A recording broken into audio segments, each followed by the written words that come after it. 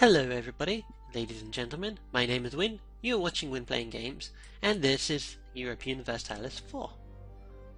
Now, we are continuing on with our Tibet campaign, and it has been a while since I've last played as this campaign. As you can see, I have got additional saves, but there are problems with that. These are off-camera games, and wait, that is... Okay, ignore that first one, and that second one. This third one? No. Okay, ignore all the saves here. My point has been missed. But what I was trying to point out is that I have actually, off-camera, played a separate game of Tibet, and that ended up very poorly. I ended up getting vassalized by Ming, or took my province of Amdo, and I never got access to the sea. Now, I was just looking through the Tibetan ideas, and it seems like Tibet gets a few unique, well, they get an entire unique idea group, but they get a few nice things. For instance, Vajrayana Buddhism, which decreases stability cost, which is always useful. We also get leader shock. But additionally, we gain production efficiency, tolerance of heathens and heretics, diplomatic reputation. This one is the important one. This means that vassalization is, well, integration of vassals is so much faster. The likeliness of royal marriages also increases, and the likeliness of inheriting other countries is also increased. Now, unfortunately, we are still actually a noble republic, and that is bad, mainly because every time our leader dies, it goes to an election, and that normally changes the dynasty of the ruling faction in the country. Obviously, because one elector is most likely not related to the previous. I don't even know what. Okay, prince.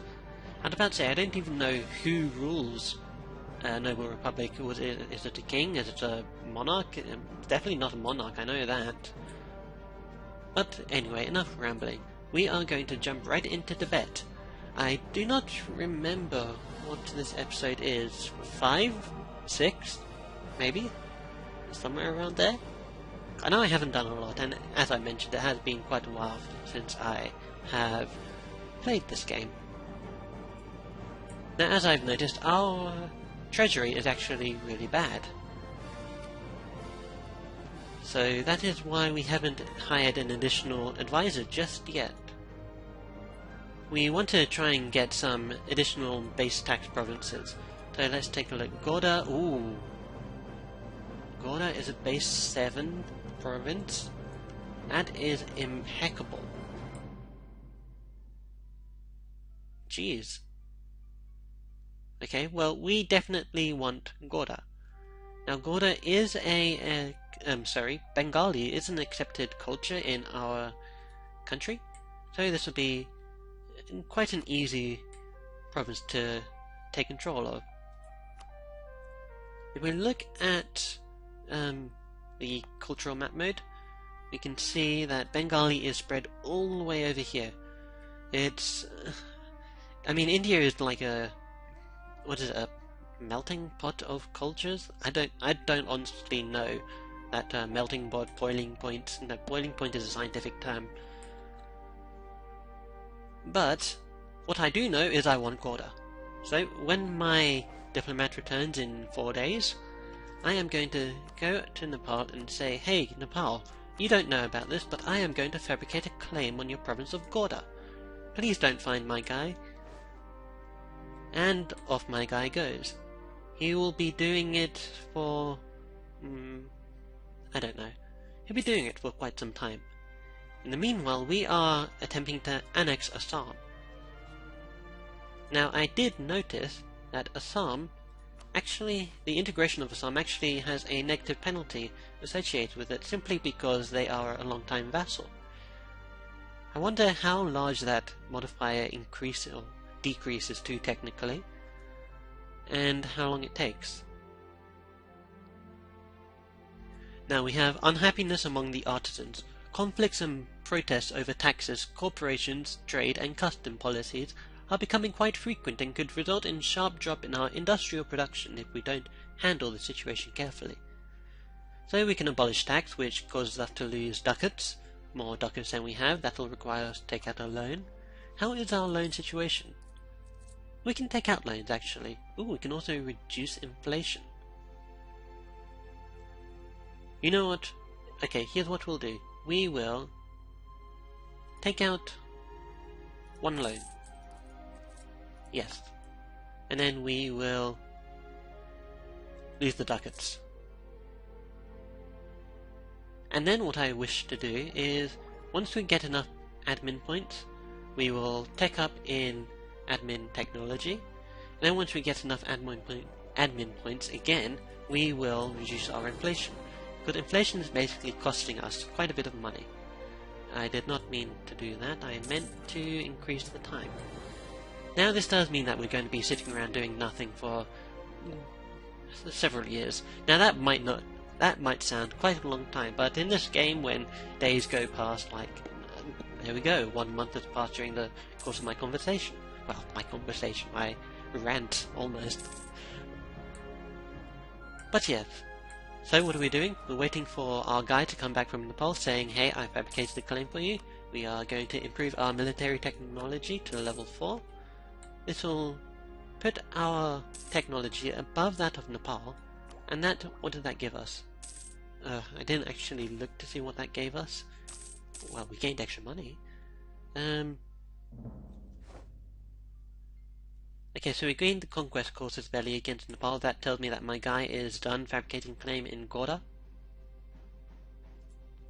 Who else has a claim in this province? Tibet, Jaunpur. Oh no, Jaunpur. Okay, what we're going to do... We are going to hire a couple of mercenaries. Yes. Okay, we have our mercenaries. Let's send them to Bhutan. Let's send them to Darang, actually. We are going to send all our men to Darang so that our vassals can combine their armies with mine. And my plan is, I'm going to use my free diplomat to declare war on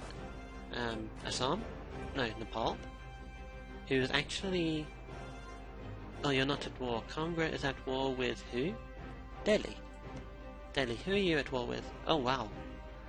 Kangara and Orissa. I doubt Orissa can really do much. I don't think they have friendly relations with Malwa or Jaunpur enough to get military access.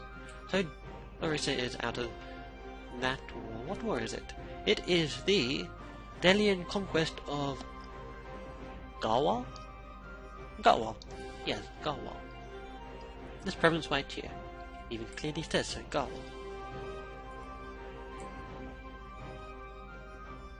So let us go and view my country. Let's get rid of Ryukyu and implement Nepal as our rival. We can create a vassal. We can create Bhutan. Oh yes, of course. Yes. Originally these two were individual countries and we completely went and annexed them. Now one thing I do wish to happen is for Bengal here to get fully annexed by somebody else. That way I can convert Dhaka into... Why would I do that? I was thinking I could then release Bengal as a vassal and give them control of Dhaka.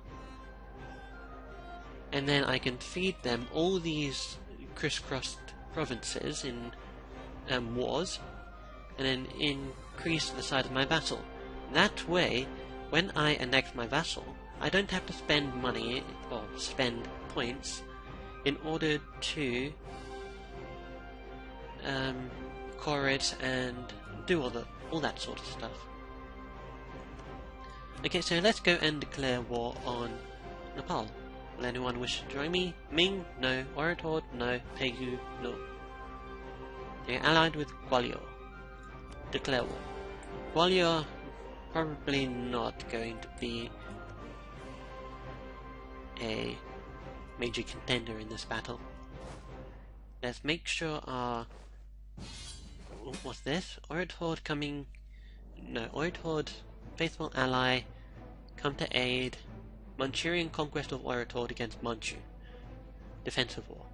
Accept. Okay. I am probably not going to pay too much attention to this.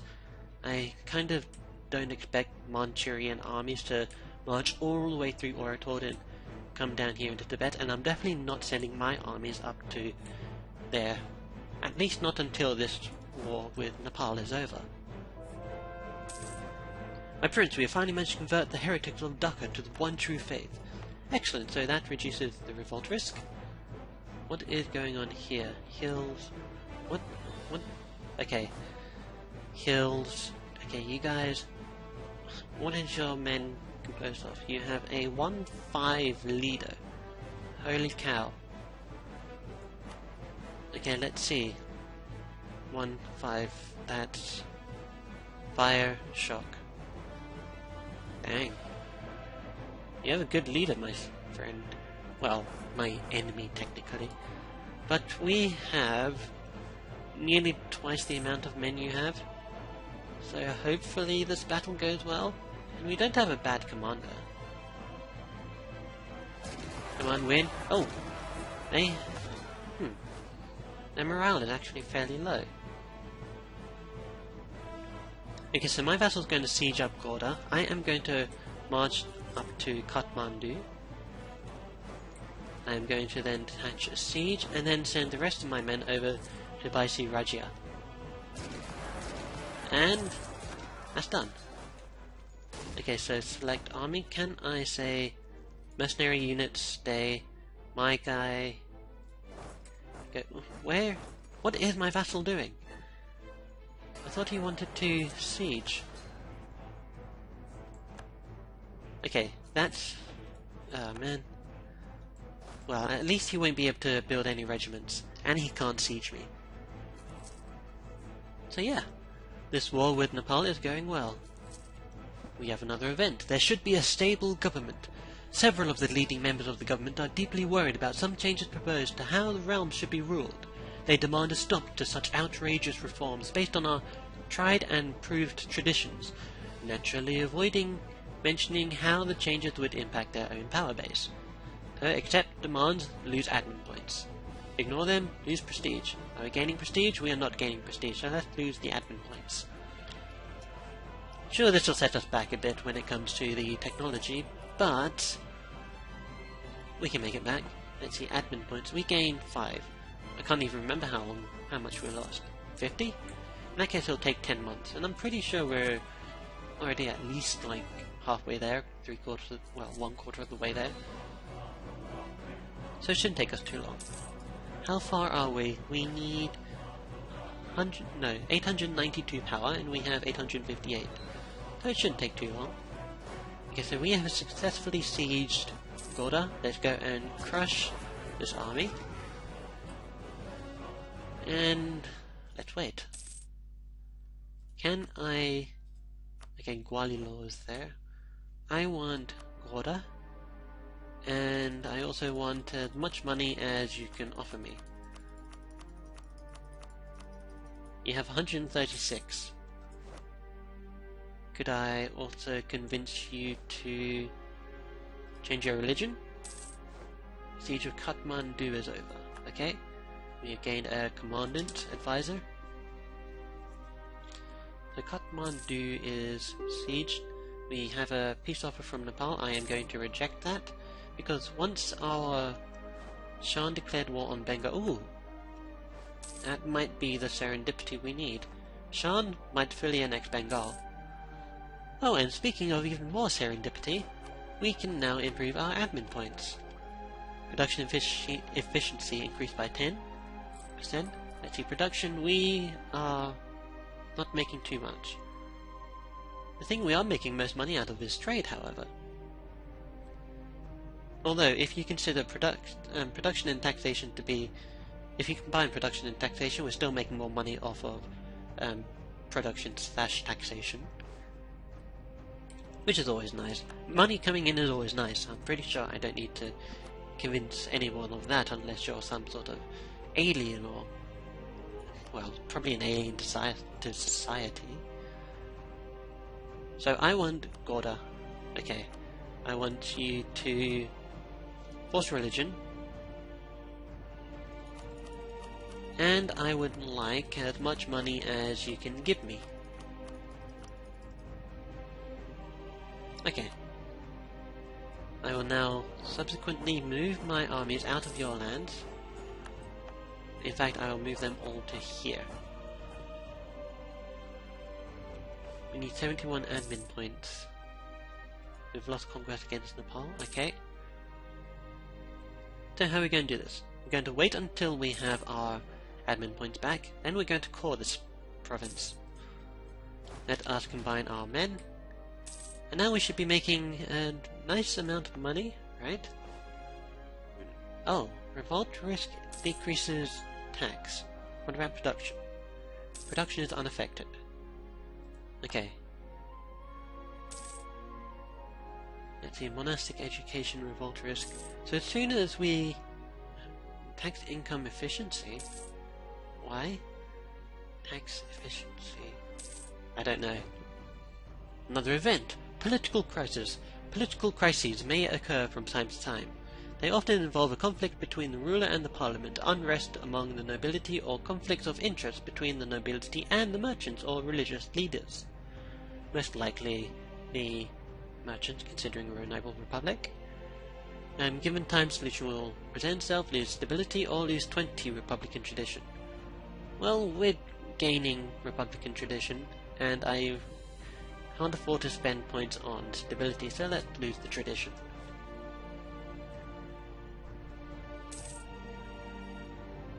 So yeah, our annexation of Assam is going quite nicely. We are at 47%.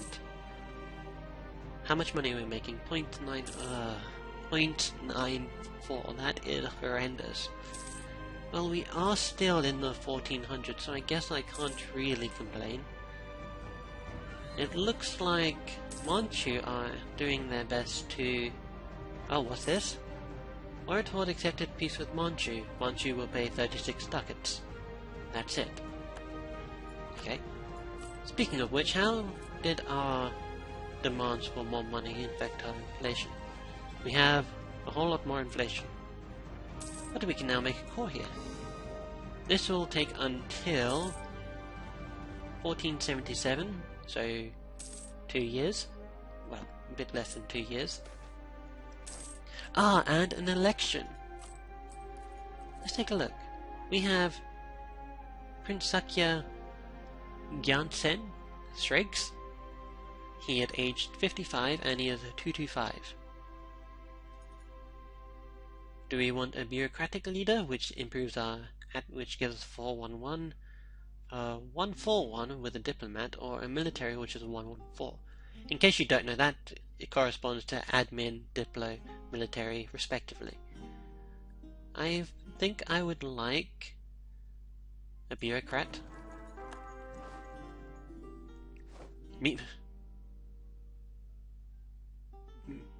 What? Ming? Why? Why did you... But we like you. You like us. Royal marriage, please? Ah, phew. Relations. Can I have you? No. Oh, and we need royal marriage, okay. Let's repay that loan since we have enough money. Let's do that. The great thing about royal marriages is that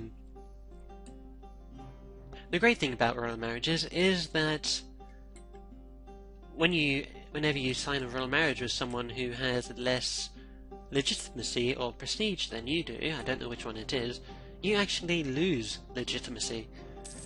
Fortunately, because we are a noble republic, we have republican tradition instead of legitimacy, so it doesn't affect us, which is quite nice. Let's take a look at our force limits. We have 6 out of 13. Let us send our guy over to Ming. Let's have you... No, don't form a coalition against them. We can warn Ming. Warning tells you that you will attack them if they go to war with any neighboring countries. I don't think I want to do that. Instead, go and improve relations with Ming. I think that would be in most people's interests. Well, most parties who are affected. Apart from Ming, of course, if they wish to... Sean declared war on Tangu. If Ming wished to declare war on us, then that would probably not be in their best interest to ally with us. I wonder if they originally intended to vassalize us because of our low base stack. Since Tibet starts off with, well, these provinces which have fairly low base stack, I mean 1 all around on the entire Indian plateau apart from Kwamdo. Ooh, this event I like. We can gain gold or gain stability. I think we'll know what the sensible option is here. Nobility cannot be bought. What can we improve now? Diplomatic technology. Sure. Let's spend our Diplo points in order to make diplomatic level 4 happen. We gain increased trade range. We can now build a dock and marketplace. Does this mean... Can we... We can't. Dang. I was wondering if that meant we could send our merchants to these trade nodes over here. But they are still way out of range. I mean, that upgrade gave us plus 10 to trade range. We're currently at 210, and we need 300 to reach the Beijing trade node. Additionally, we need, 283 not to reach Hangzhou. That shouldn't happen like that. I mean, they are bordering trade nodes. So, recall diplomat from Ming. Okay. They don't want an alliance. Why? Neutral attitude. Not same. Oh yeah, of course, not same religion. Ming is China. Well, ancient China. Not ancient, but Ming is Ming. Okay. This area is China. That's the point I was trying to get at. They are obviously Confucian. We are obviously Buddhism. My prince, we no longer care for those who embrace Assamese. What? Why? Assamese. Please tell me we only have 1. We do. Oh, phew. Spend 50 Diplo points. What are we going to use Diplo points on? Well, we have already improved our Diplo tech, so sure, let us go and do that. Now, what does unaccepted cultures do? National revolt risk increased, tax modifier decreased, missionary strength and manpower also decreased. We have also lost our royal marriage with the Orator, so we most definitely wish to get this back. No, in royal marriage. Thank you. Did Ming hostile Orator? No. Who are you allied with? Korea, of course.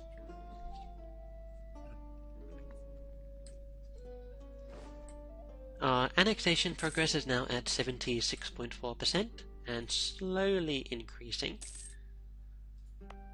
And as for our newly founded province of Gorda, we shall send our religious guy there, our monk.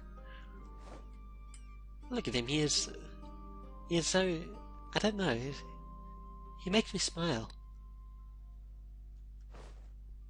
Of course, the armoured troops standing behind him probably helping. Or not helping in some cases. I know not everyone agrees on the tactic of military force to... Oh, hey, Trimithar. If you guys can see that Steam pop-up message over here, I'm not sure if this software program actually records that.